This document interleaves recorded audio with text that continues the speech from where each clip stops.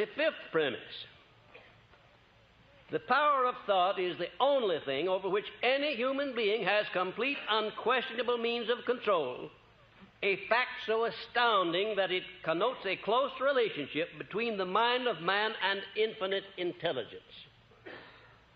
Now, there are only 5 known things in the whole universe, ladies and gentlemen, just 5, and out of those 5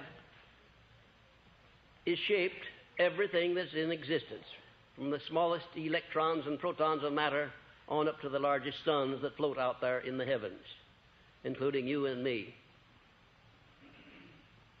Just 5 things. There's time and there's space. There's energy and there's matter. And those 4 things would be no good without the 5th thing. They'd be nothing. Everything would be chaos. You and I never could have existed without that 5th thing. What do you think it is? A universal intelligence.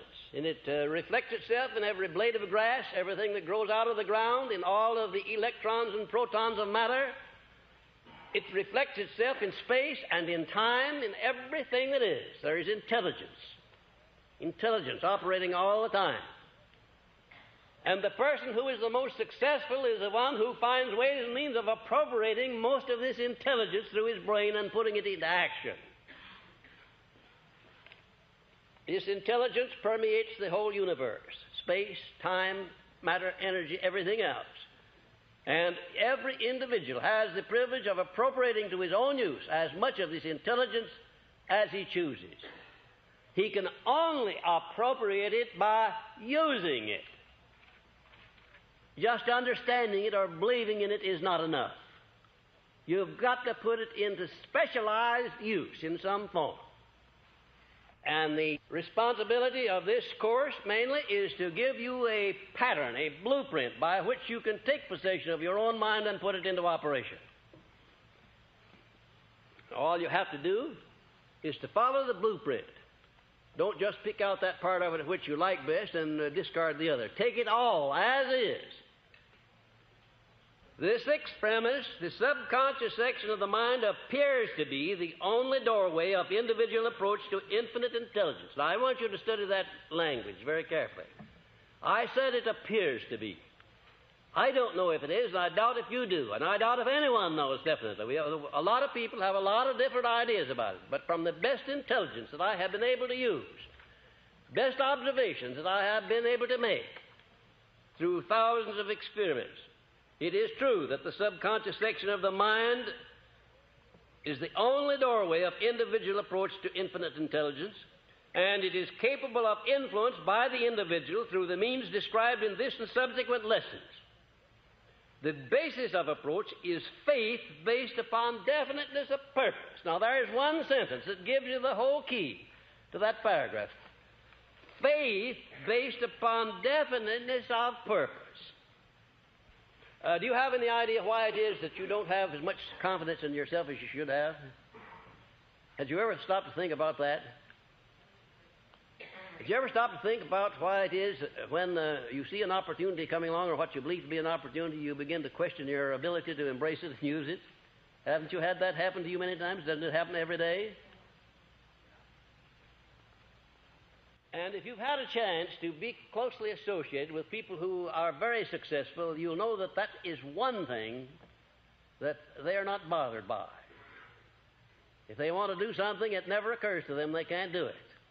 I hope that in your association with Napoleon Hill Associates, you'll come to know my distinguished business associate, Mr. W. Clement Stone, better, because if I ever saw a man that knows the power of his mind and is willing to rely upon that mind, Mr. Stone is that man. I don't think Mr. Stone has any worries. I don't believe he would tolerate a worry. I think it would be an insult to his intelligence if he recognized that anything was worrying him. Why? Because he has confidence in his ability to use his mind and to make that mind create the circumstances that he wants created. And that's the condition and the operation of any successful mind. And that's going to be the condition of your mind when you get through with this philosophy.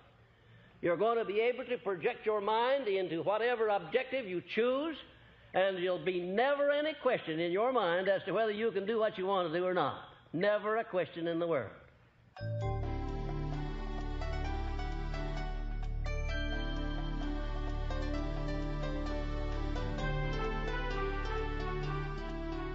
And the seventh premise, every brain is both a receiving set and a broadcasting station for the vibrations of thought, a fact which explains the importance of moving with definiteness of purpose instead of drifting, since the brain may be so thoroughly charged with the nature of one's purpose that it will begin to attract the physical or material equivalents of that purpose.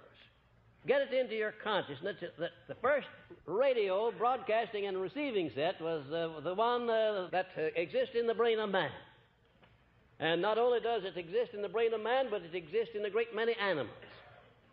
I have a couple of Pomeranian dogs, and they know exactly what I'm thinking sometimes before I know.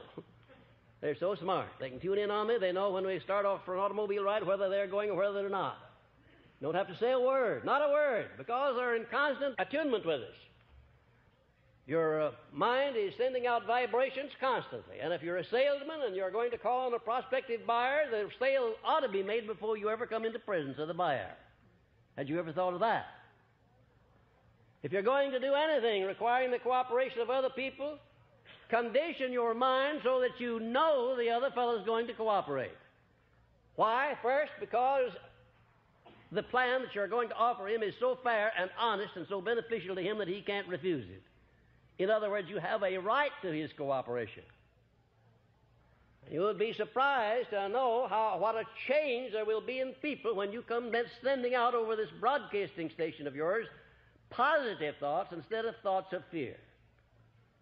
Now, if you want a good illustration of how this broadcasting station works, you need $1,000 real badly, and you go down to the bank somewhere, and you've got to have that $1,000 by the day after tomorrow. They're going to take the car back, or the furniture, or something else. You just have to have that $1,000. Why, the banker can tell the moment you walk inside the door that you just have to have it, and he doesn't want you to have it. Isn't that funny? No, it's not funny. It's tragic.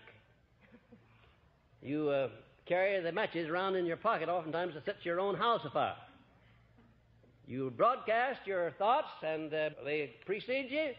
And when you get there, you find that instead of getting the cooperation you went after, the other person reflects back to you what?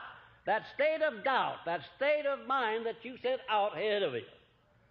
I used to teach salesmanship. I made my living that way for a long time while I was doing the research on this philosophy. And I have taught over 30,000 salesmen, many of them now life members of the coveted $1 Million Roundtable in the life insurance field. And if there is one thing in this world that has to be sold, it's life insurance. Nobody ever buys life insurance. It has to be sold.